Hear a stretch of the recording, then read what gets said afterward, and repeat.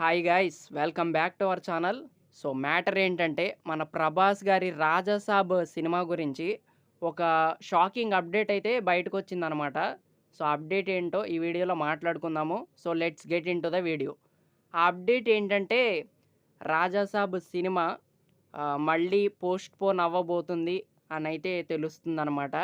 So అందులో నిజమెంత అంటే maximum 'Raja Saab' cinema postpone అయ్యే అవకాశాలే కనిపిస్తున్నాయి.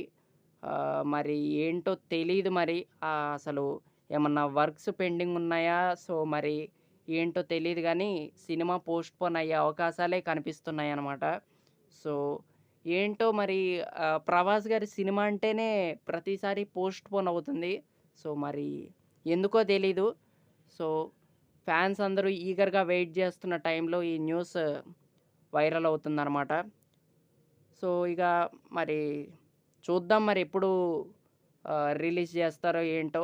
వాళ్ళు గూడా ఇంకొన్ని రోజుల్లో క్లారిటీ ఇస్తామన్నారు అఫీషియల్‌గా ఈ సినిమాని ఎప్పుడు రిలీజ్ జేస్తారో. బట్ పోస్ట్‌పోన్ అవ్వటం మాత్రం సాడ్ థింగ్ అనే జెప్పాలి. ఆహ్, 'ప్రభాస్' గారి సినిమా కోసం వెయిటింగ్ అనమాట చాలామంది.